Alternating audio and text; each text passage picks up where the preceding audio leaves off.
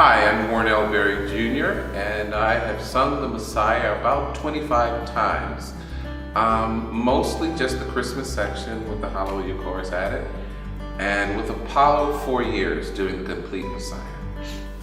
Hi, I'm Luke Duroc-Danner. I've sung the Messiah about 6 times, but this year will be my first time singing the Messiah, the full Messiah, and the Messiah with the Apollo chorus.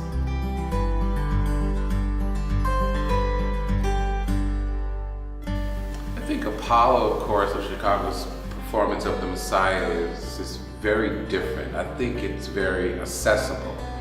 A lot of times when you hear Messiah, it's very cultured, this attitude that this is Handel and you have to be a certain way. But I think Stephen allows the drama to really drive the performance.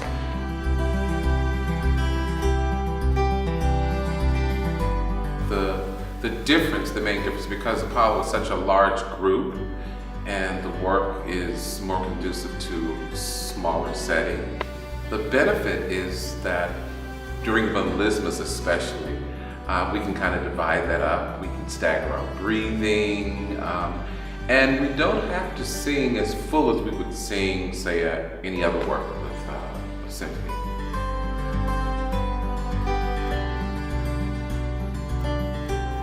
I suspect when it's done the full thing, you'll get the full dramatic sequence of events. And I think, like Stephen said in rehearsal today, they're hearing the Hallelujah chorus on its own is fantastic, but hearing it in its context brings a whole nother side out of it. You feel the progression. So when you finally land on the Hallelujah, it feels much more bombastic. You sort of see how the music got to that point.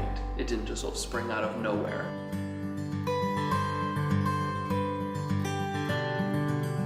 Sometimes when we sing classical music, it's very affected in the sound, vowels are modified and so forth. But you have the words right there, and there's the lecture before us. You can do all you can to kind of acclimate yourself to what you're about to experience. I know friends that I've invited who aren't really classical music lovers. I basically just tell them, think of it as fiction.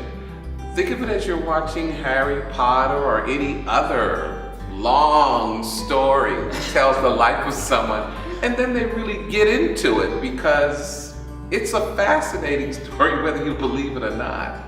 They didn't expect it to be as dramatic, and I think one year, I forgot his name, we had a tenor from Florida who really got into it, and he was moving around on the stage, and Jerry, the violinist, went like, what is he doing? Why is he coming up here? But it was really exciting, and the people really got into it.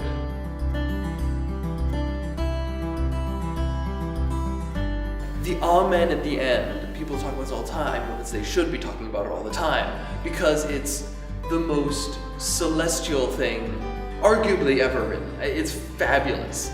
That moment of silence before the last cadence in the performance, I'm telling you, the first year I did it with Apollo, even having sung it with other people many years, tears really welled up. It was hard to kind of go on and sing the rest of it. And each year, even though you know it's coming, it is the most magical moment in the piece ever.